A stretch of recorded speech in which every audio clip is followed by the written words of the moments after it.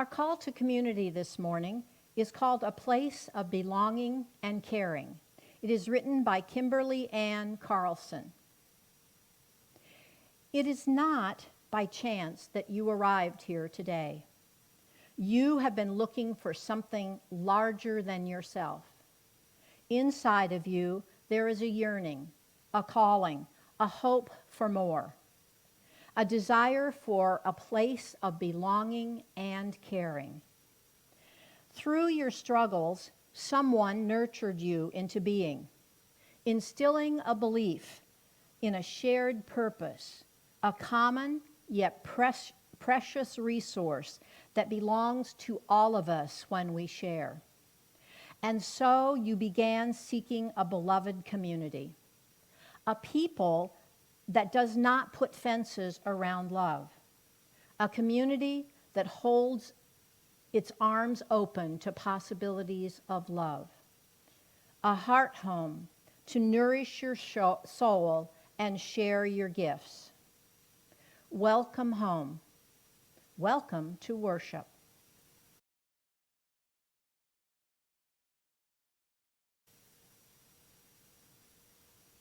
Our chalice lighting this morning was written by Julianne Lepp. It's called Open to Unexpected Answers. We seek our place in the world and the answers to our heart's deep questions. As we seek, may our hearts be open to unexpected answers. May the light of our chalice remind us that this is a community of warmth, of wisdom, and welcoming of multiple truths.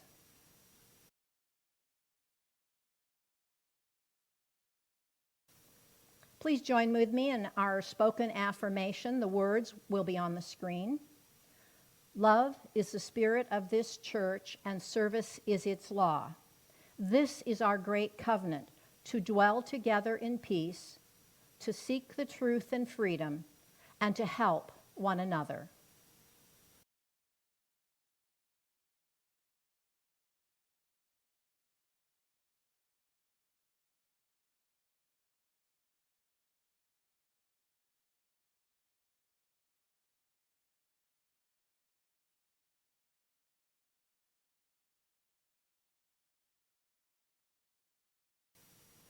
Our opening thought this morning was adapted from Spirit of Life and Love by Sue Iyer.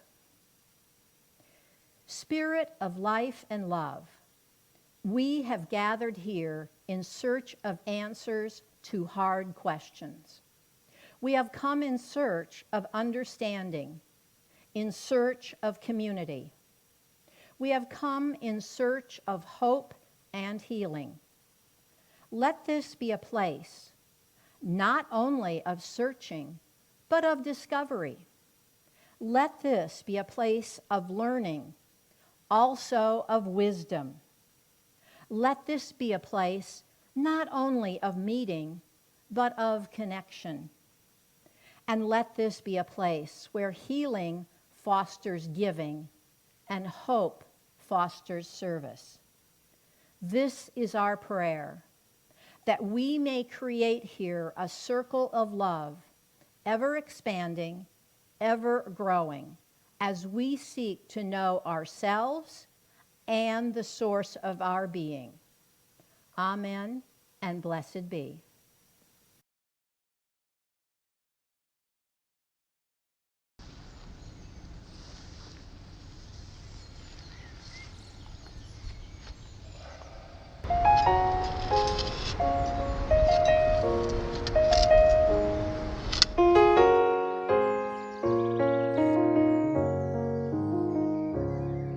I spent a long time running, I never knew then what I know now. That the fruits, they always come in, but you can't go around just knocking them down. It takes a long time to show in. We plant the seeds then, and we look at them now. But the roots are always growing, no matter if I'm there or never around.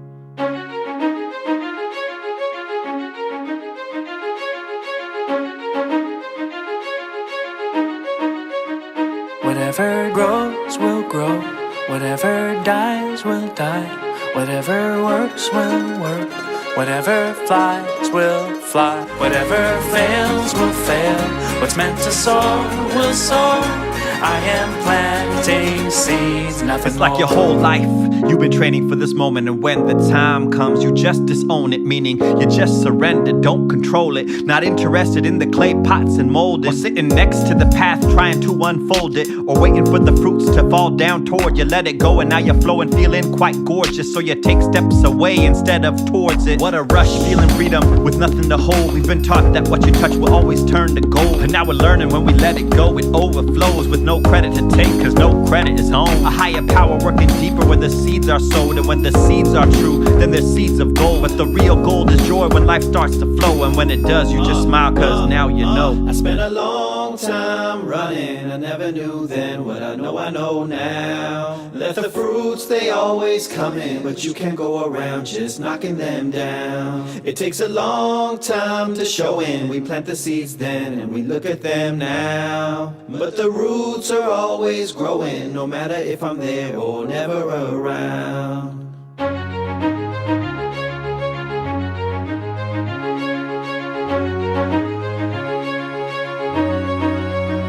Whatever grows will grow, whatever dies will die, whatever works will work, whatever flies will fly, whatever fails will fail, what's meant to soar will soar. I am planting seeds. Whatever grows will grow. When it grows, it grows. Whatever dies will and when it dies, it dies. Come on. If it works, it works. Whatever flies will let it fly, let it fly. Whatever fails will fail. When it fails, it fails. What's meant to soar will soar. And when it soars, it soars. I am planting seeds. Whatever grows will grow. Let it grow, let it grow. Whatever dies will die. If it dies, it dies. Whatever works will grow. When it works, it works. Whatever flies will fly. Let it fly, let it fly. Whatever fails will fail. If it fails, it fails. To soar will soar. Let it soar. I am planting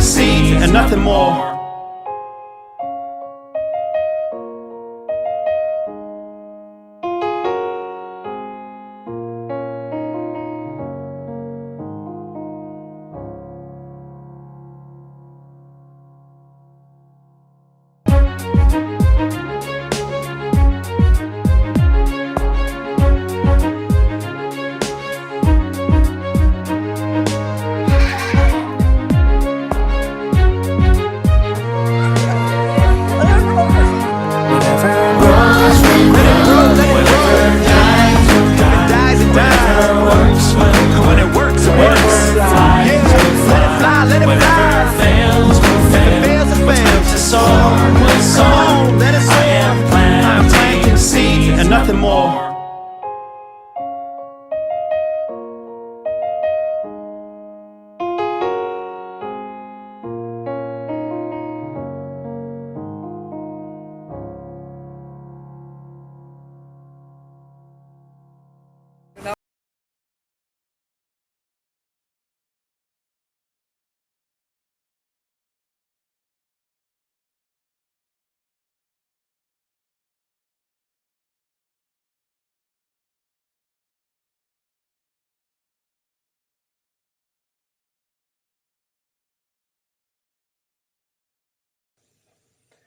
Wanted to share a number of short readings or quotes that represent a bit of a synthesis,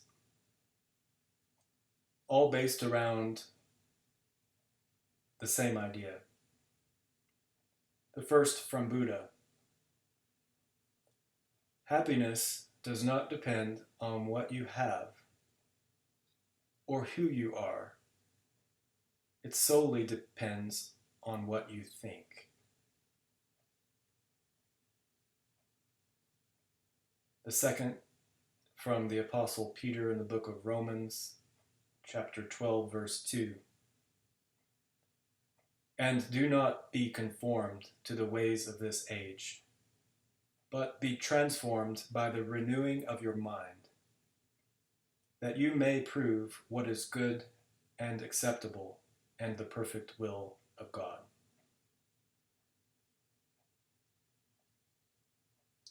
The next is from a New Thought spiritual teacher, Abraham Hicks, Esther Hicks. You get what you think about, whether you want it or not.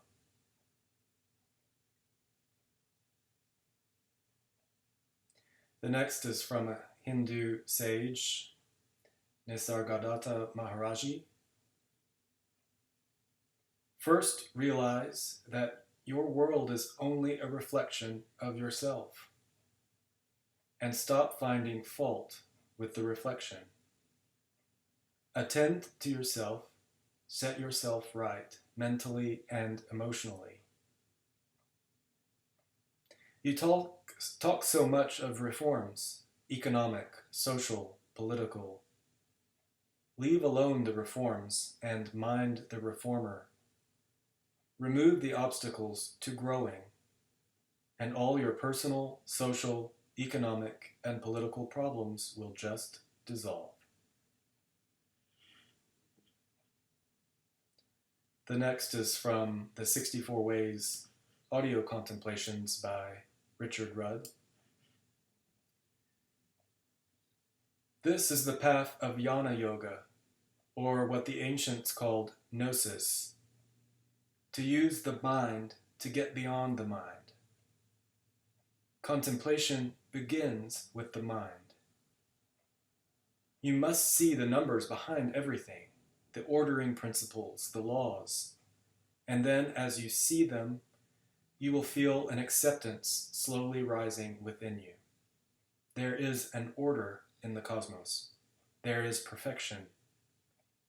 But it also is disturbing because we live in a transition period between the eons, a gap between the epochs.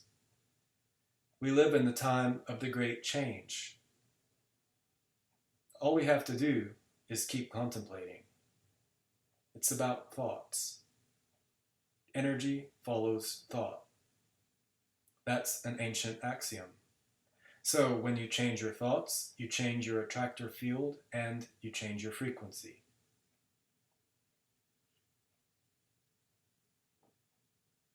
The last is from a book called As a Man Thinketh by James Allen. Thought in the mind hath made us. What we are by thought was wrought and built. If a man's mind hath evil thoughts, pain comes on him, as comes the wheel, the ox behind. If one endure in purity of thought, joy follows him, and his own shadow sure.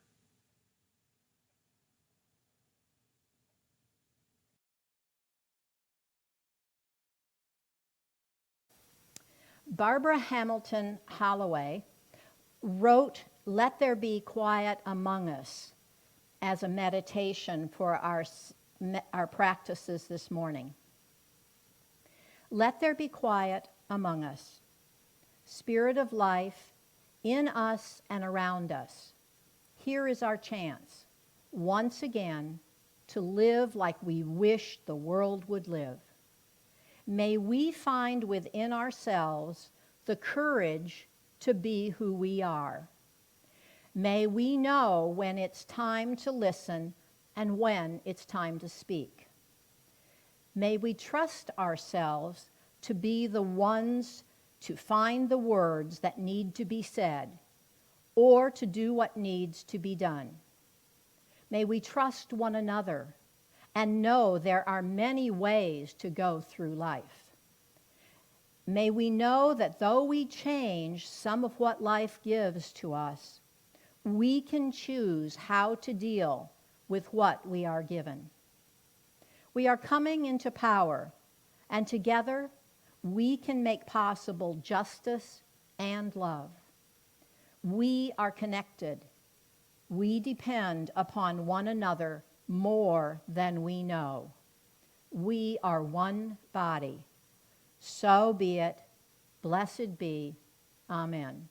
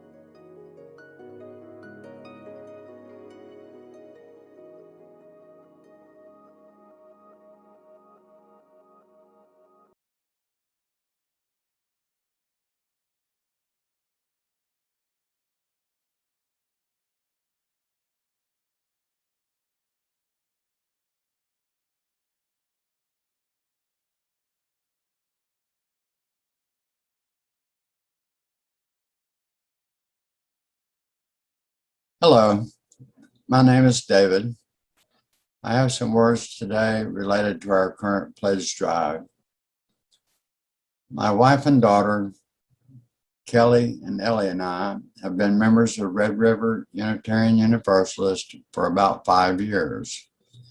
Although Kelly and I were raised in church, we were not involved in a church at that time.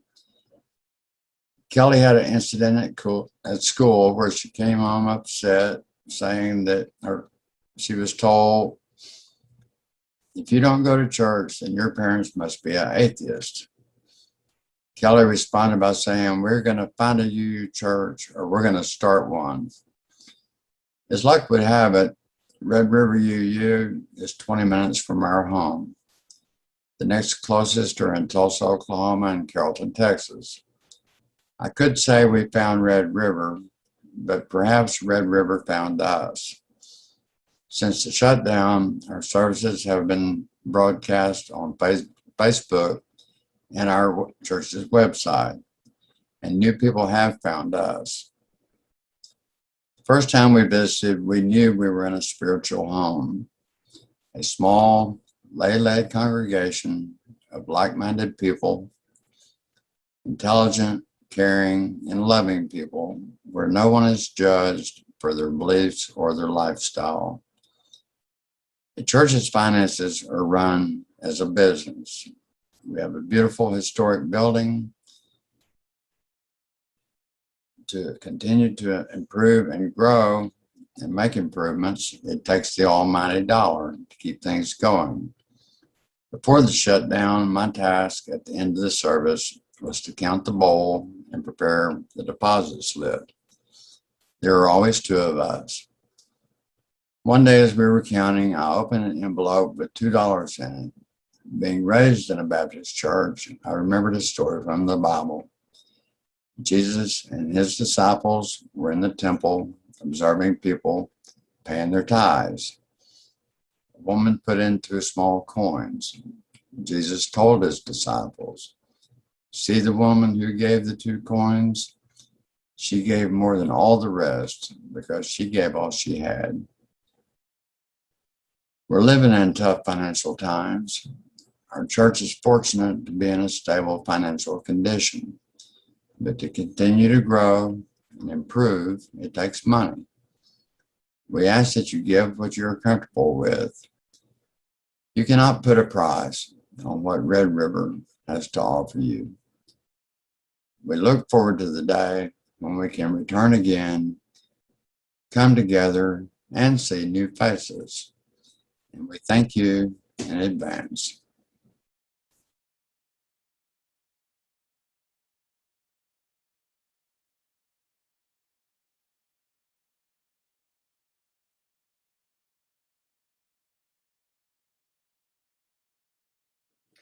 Greetings, RRUU congregation. I've been writing and rewriting this commentary in hopes that I may effectively tell the story of my spiritual awakening experience in an effective way so that you can hear it, and within the time allotted. I'm not sure it's possible, but here goes. 7 years ago, I was cracked completely open by grace. Before that, anyone looking at my life from the outside would have said that I was headed in the right direction. I was part of a budding architectural practice. I was studying acting and exploring filmmaking and photography. I think I was mostly well liked. Inwardly, though, something was feeling off. What I was feeling is hard to describe in words. It felt like inner pressure. In my body, it felt like fatigue. In my mind, it felt like unease or dissatisfaction. Is this all? What am I missing? Those questions led me to attend an Abraham Hicks seminar in San Antonio in the fall of 2014. Some of you may be unfamiliar with Esther Hicks and Abraham, unless you've seen the Oprah interview. Through a process of meditation, Esther is able to quiet her mind and release resistance so that she can receive inspired insight from the broader universal collective field. I know now that what she's doing is not a different mechanism from how each of us receives inspiration. It's just that most of us have so much resistance that we're holding ourselves at lower frequencies. The body of non-physical entities that connect with Esther during that meditation refer to themselves as Abraham. They are the source of all religion and the accumulation of every thought that's ever been thought. During the sessions, audience members are called upon to offer questions to Abraham, and the answers offered may be of profound benefit to the one who asked, and also to the benefit of the collective experiencing the energy of the answer. I was selected from the audience to ask a question. I couldn't believe it. I may share some of the conversation that I had at some point, but let me say that it was simply the experience of having been selected that really cracked me open and inspired a profound shift within me. I don't think I was consciously aware of how deeply wounded I was before that moment, but I was basically moving through my life experience from a conditioned space of not worthiness. Like many of us, I'd been subject to deep conditioning that led me to unconsciously believe that I was not worthy of realizing my dreams and that I needed to be better and that I needed to prove myself in life. It's a common phenomenon. What followed this experience was a period of tremendous creative output and all kinds of delicious life adventure. I'd received a jolt of sorts, and it was like I was high on life and high on my new sense of worthiness. So within just a couple of years, I pursued just about everything that interested me creatively. I even moved from Sherman to Dallas and then to Los Angeles for a bit. In response to the inner pressure that I'd been feeling, I asked for insight, and it was given to me through my interaction with Esther and Abraham. But within about a year of that experience, I started to realize I had more questions. From the new vantage point where I stood, much of the old life I'd built for myself started to seem off to me. And that was deeply painful, because I'd always identified myself through my life experiences and my creative accomplishments. I'd been conditioned to believe that that was my path. That's how I found meaning in life. Plus, there were people around me, friends and family that were counting on me in big and small ways. They'd come to depend on me and my consistency and to trust me as a friend or family member. And I'd always been sensitive to their needs. I definitely didn't want to let anyone down. So at first, I just tried to bring the spirit of the new vision and the new idealistic paradigms into the systems of my old environment. I tried to reinvigorate my old life and all those around me with this new energy. And it worked for a while, but I was slowly exhausting my energy and my financial resources. And although I poured my heart and soul into what I was trying to do, deep within me, I knew that what I was doing outwardly was not really what I wanted. I was experiencing what is referred to as the dark night of the soul. In contemporary circles, some refer to it as having a mental breakdown or midlife crisis. The great teacher Richard Rudd articulates the experience perfectly in his seminal work, The Gene Keys. During this period of readjustment, he says, many things take place within an individual. The existing mental framework tries to place the experience within its old paradigm or within a paradigm recognized by society. Many people experience the initiation as a higher calling into one of the world's great religions. Others continue to grapple with the experience and may even go through a mental or nervous breakdown. Another common response is prolonged depression and a longing to return to the high frequency state. It is, in a sense, a kind of purgatory, since you've tasted the higher life and you never can entirely forget it. I watched as my entire external reality seemed to be crashing down around me. My business was floundering, a lot was at stake, and it seemed as though there was nothing I could do to keep everything afloat. All of my personal relationships became strained, and it seemed that no one could understand or relate to what I was experiencing or offer me the support that I really needed during this time, even if they really wanted to. I started drinking too much to self-medicate. I even started to question whether or not my spiritual awakening was the result of some kind of psychosis. It was difficult to discern if the world around me was broken and I was just the one that was tuned into what was real, or if it was the other way around and it was I who was broken.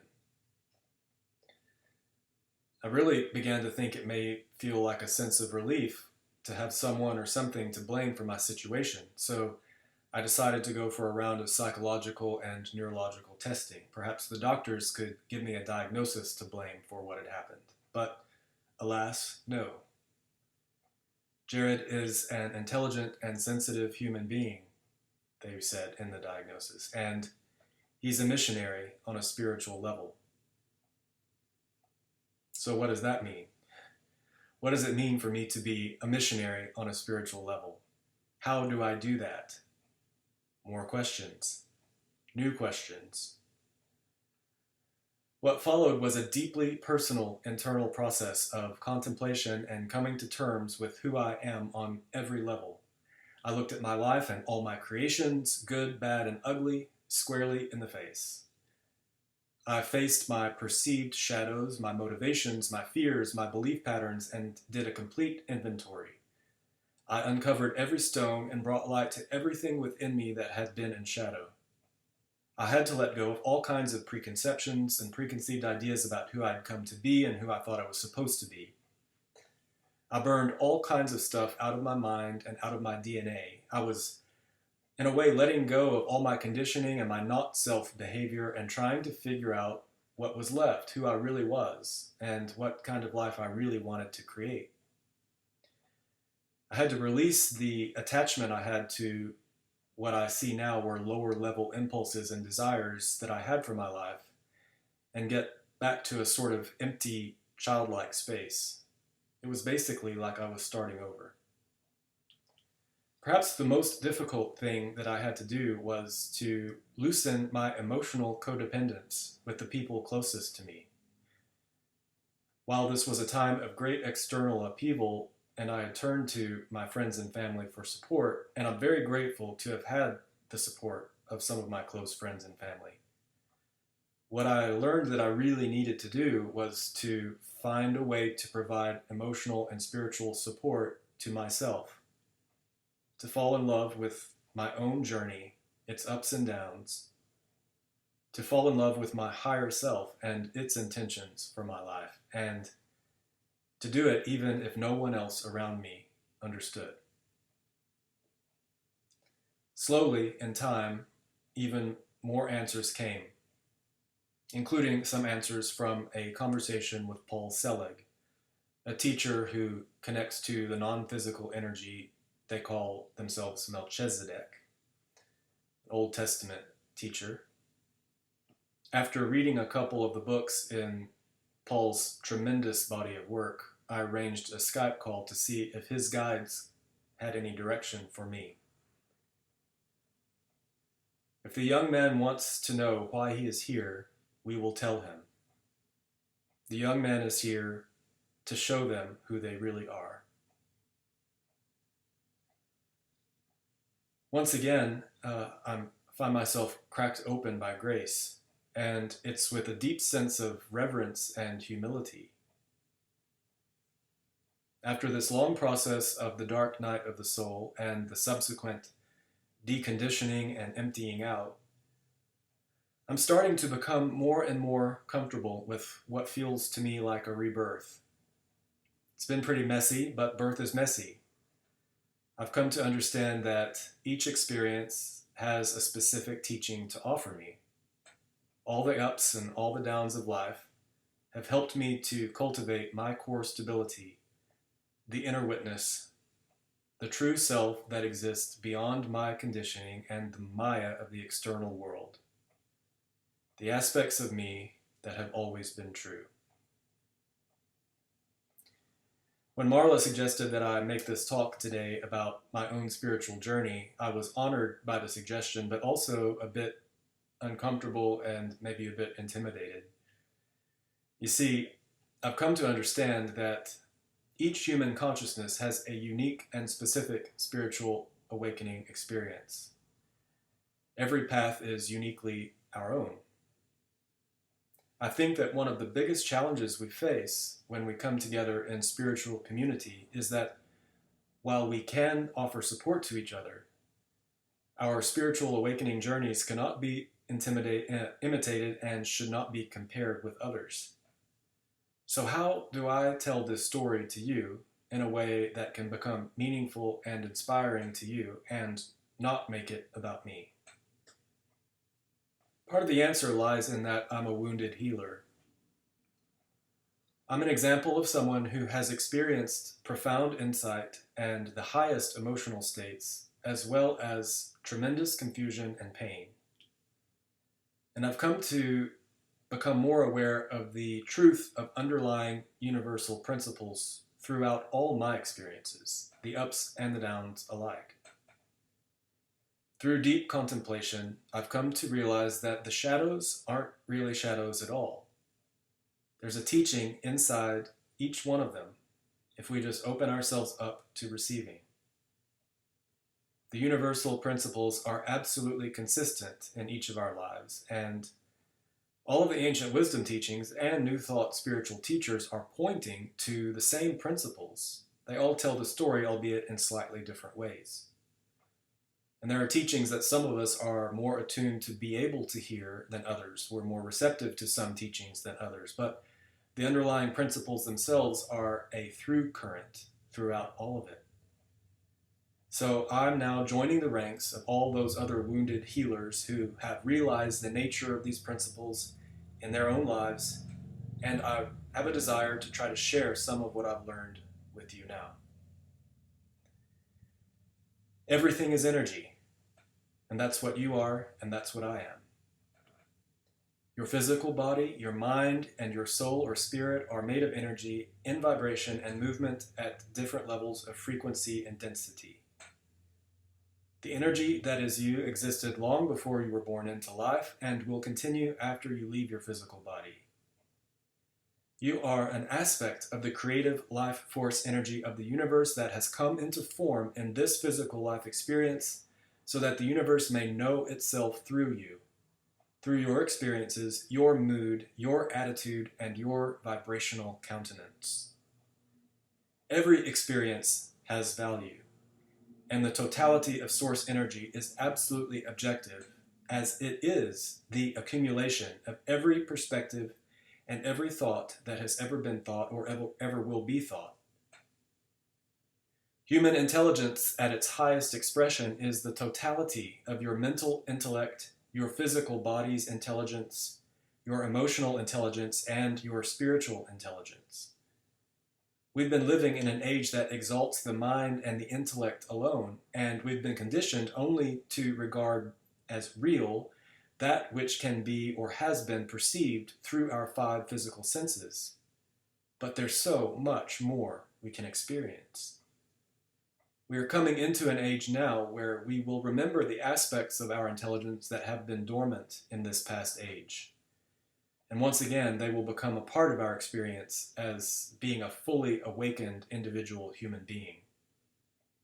Our mind is a tremendous tool that is designed to support our higher self in expressing and manifesting our dreams in life. But the mind itself can only take us so far. It can only open the door to something even bigger.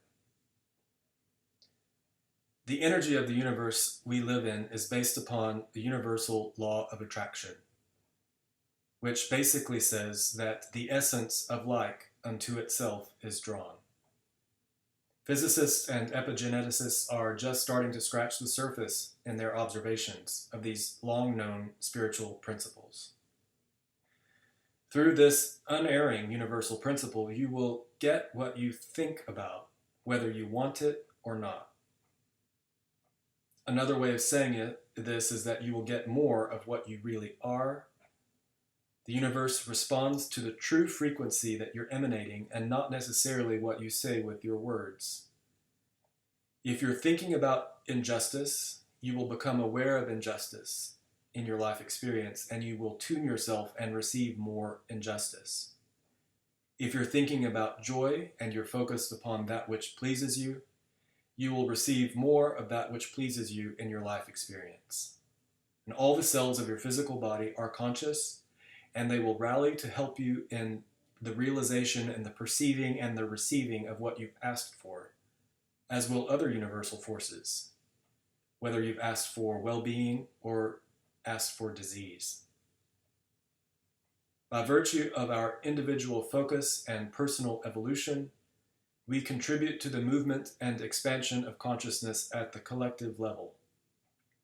A global raising of frequency can only occur as a result of all of those of us who are individually raising our frequency and coming into alignment with who we really are. To come into alignment at an individual level, all one must do is find some way to tune yourself to something that feels good. If you're focused on something and you can't find a way to feel good about it, it is right and helpful to distract yourself and focus on something else that does feel good to you. Because feeling bad is not at all helpful to you or to the collective. I know all of these things. Knowing is stronger than belief. I know all of these things because I have been there. I've seen what happens in my own life when I got all twisted out of alignment and I was negatively focused. And I've observed these phenomena play out in the life experiences of those around me, for better and for worse. The phenomena are absolutely consistent, even if in the life experiences of those who are skeptical. Skepticism is a frequency that you can tune to that precludes you from receiving answers that may be offered to you. You've simply thrown resistance on your own trail, and you've been given more of what you're thinking about. Again, the phenomena are still at work. You're always receiving something. The question is, where are you focused? What questions are you asking, and how receptive are you to receiving the answers? The answers may come to you from a burning bush, or a friend, or a lady on a stage channeling some spirits, or from a book you're reading. When you ask, it is given. The question is, are you paying attention so you can receive the answer? These principles may seem difficult to hear or grasp at first for some of you if you've not been aware of this information, but my recommendation is that you sit with them and let them sink into your body and contemplate them. Once you understand the awesome nature of how energy works, you may be inspired to all kinds of new and fantastic questions and ideas for your life. If the universe has the wherewithal to inspire a question or a desire within you, then it has the wherewithal to guide you to the full receiving of all the answers and the manifestation of your dreams. All we must simply do is come into alignment, remember who we really are as aspects of the creative energy of the universe in form.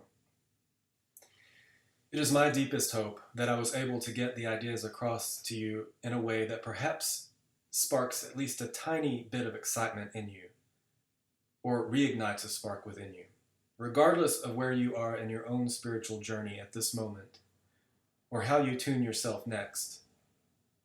I have absolutely no doubt about your divinity and the important and specific role that you play in the expansion of the universe.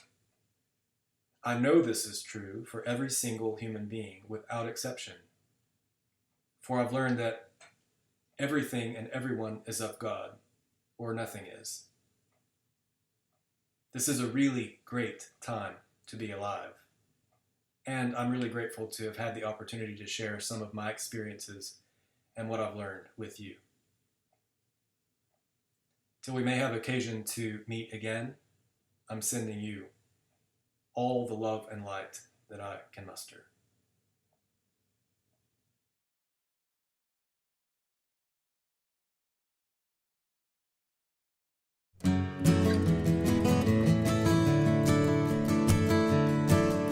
I saw a woman on the street. I thought it was my mother. It caught my breath, but when she turned, I could see it was another. Brief encounters, tricks of light. How I wish for things with all my might, but birds keep gathering for flight. But we'll return when the time is right. Today I sense that all is near, evermore and soon to be. Within us and between us is everything we need. I press my palm tree after tree to feel the weight of time. The light came down in silver threads, all mixed with rain and pine. Now I don't know and never will what rises in the evening still, how empty cups keep getting filled, how healing comes and hope rebuilds. Today I sense that all is near, evermore and soon to be. Within us and between us is everything we need.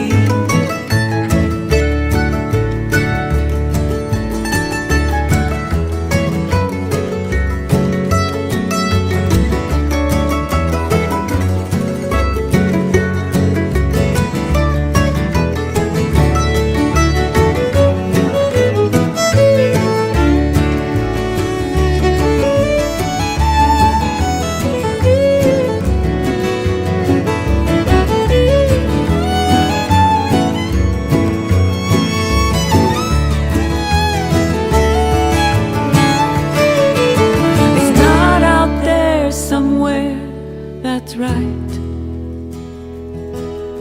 It's always been right here, hidden in plain sight.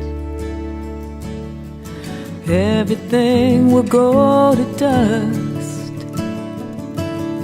but from the dust returns. The leaves drip down without regret as another season turns.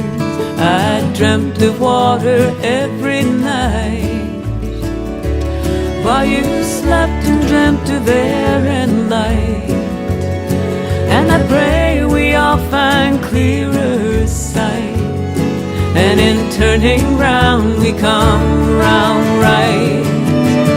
Today I sense that all is near, evermore and soon to be. Within us and between us is everything we need.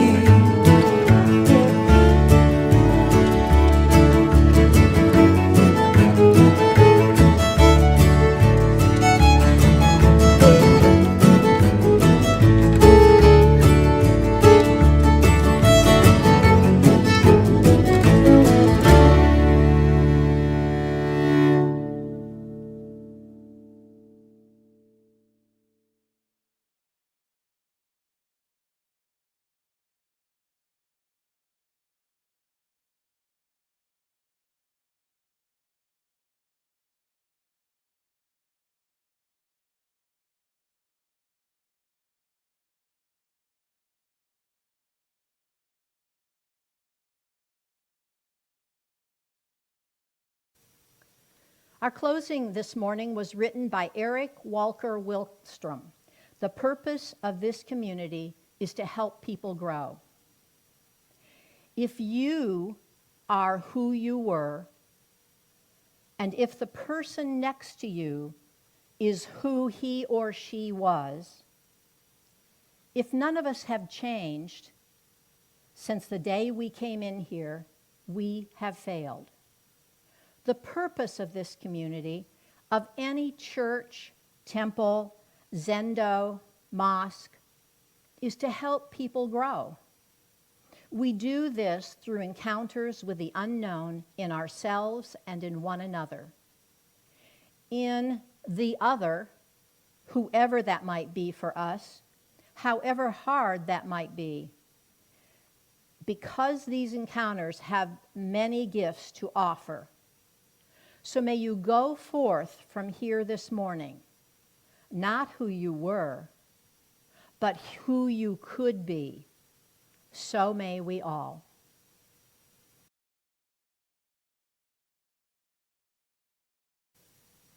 Please join me as we extinguish our flame. The words, should you need them, will be on the screen. We extinguish this flame, but not the light of truth, the warmth of community, or the fire of commitment. These we carry in our hearts until we are together again.